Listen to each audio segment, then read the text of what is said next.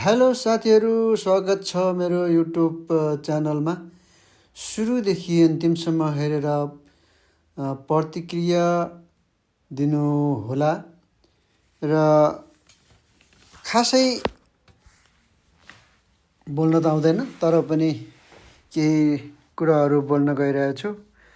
आज हामी यो ईदको दिन यसो रिसोर्टतिर हेर्न जाउँ भनेर चाहिँ घुम्न आँट गरेर हिँडेको। घरदेखि नै थोरै पानी चाहिँ अलिअलि परेकै जस्तो थियो, छिट्टाकै थियो। तर यहाँ आइपुग्दाखेरि यहाँ चाहिँ धेरै पानी परेको रहेछ। र हामी आउँदाखेरि यसरी खुल्ला मान्छेहरू कोही पनि नभएको देखियो। किनभने आजको दिन चाहिँ यहाँ स्ट्रङ थन्डरस्टर्म मौसमहरू छ। र तपाईँहरू कोही पनि घरबाट बाहिर ननिस्किनु होला भनेर समाचारहरूमा पनि छापिरहेको थियो। र हामी तैपनि बेलुका समय लिएर निस्केका थियौँ। र साँच्चै नै रिसोर्टतिर जाँदाखेरि चाहिँ यस्तो अवस्था देखियो। कतै पनि मान्छेहरू देखिएन। रिसोर्ट जस्तो यस्तो रमणीय ठाउँमा आइपुग्दाखेरि पनि यस्तो थियो। र यहाँ टिकट काट्यो। टिकट काटेर हामी भित्र प्रवेश गर्न गइरहेका छौँ। थोरै समय लाग्यो यहाँनिर चाहिँ प्रविधिको कारणले गर्दाखेरि। र हामी टिकट लियौँ र यहाँबाट चाहिँ हामी छिड्यौँ। यो बाटो पहिलेको होइन रहेछ, अहिले नयाँ बनाएको रहेछ।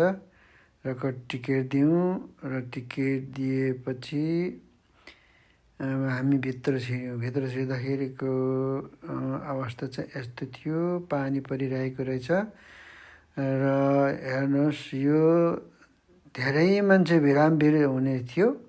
तर मौसमको कारणले गर्दाखेरि रिसोर्टहरू खाली थियो। र पनि हामी पुगेको कारणले गर्दाखेरि के गर्ने भन्ने कुरा अवस्था देखियो। र हामी एकछिन घुमघाम गऱ्यौँ र फोटोहरू लियौँ। यहाँ छाताहरू झुन्डाएको रहेछ, तर माथि मैले देखिनँ। र पनि अहिले यो भिडियोद्वारा चाहिँ देखेको रहेछ थोरै। र हामी यसरी पसिकन त्यहाँनिर एकछिन ओत लाग्ने ठाउँमा गएको थियौँ। फेरि त्यहाँ एउटा होटल देखेर त्यहाँ जाउँ न त भन्ने सल्लाह भएर हामी यहाँबाट फेरि होटलतिर लाग्यौँ। त्यहाँबाट यसो बस्यो एकछिन। त्यहाँबाट चाहिँ फेरि हामी होटलतिर लाग्यौँ। थोरै त्यहाँ चाहिँ चटपटीहरू मोमोहरू बेच्दो रहेछन्। र त्यहाँनिर हामी एकछिन बस्यौँ। शून्य थियो, कोही पनि थिएन। र यस्तै तरिकाले चाहिँ आज चाहिँ हामी खुल्ला ठाउँमा बस्न मिल्यो। तर धेरै मान्छे भएको भए धेरै रमाइलो हुन्थ्यो होला। र यहाँ चाहिँ हामीले मोमो खाने विचार गऱ्यौँ र एकछिन बसियो। र के पाउँछ भन्दाखेरि चटपटे र मोमो मात्रै पाउँछ भन्ने कुरो भयो। र त्यो अगाडिपट्टि रेस्टुरेन्ट चाहिँ छ, तर हामीले चाहिँ थोडा चटपटे खाने दोकानमा चाहिँ पस्या हो। र एकछिन हामी बस्यौँ। त्यहाँ बसेर केही कुराकानी गऱ्यौँ। अनि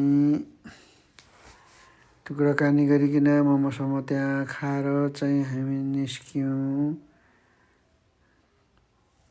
अनि एकछिन मनोरञ्जन गरियो र निस्किएर मनोरञ्जन गरियो। त्यहाँनिर बाहिरतिरको दृश्यहरू देखाइयो, रमाइलो थियो। मान्छेहरू चाहिँ थोरै बोरे आएको थिए, 2-3 जना। त्यो 2-3 जना त केही पनि होइन नि। र यस्तो राम्रो ठाउँ बनाएको रहेछ। यो ठाउँहरूमा दामी देखिन्छ। तर पानी परेको कारणले गर्दाखेरि शून्यता छ। र पनि हामी चाहिँ गयौँ। अब फेरि एक दिन पानी नपरेको दिन चाहिँ रमाइलो गर्ने जाने विचार छ। हेरौँ कस्तो हुन्छ। ल अब हामी यसरी चाहिँ र समयहरू बितेको थियो। यहाँबाट हामी चाहिँ घुमघाम गरेर ल हेर्नुहोस् फुलबारीहरू क्या दामी फुलिरहेको रहेछ। पानी परेको कारणले गर्दाखेरि फोटोसोटो लिनु पाइएन। थोरै भिडियोहरू गरेको पनि पानीको कारणले गर्दाखेरि राम्रो देखिएन।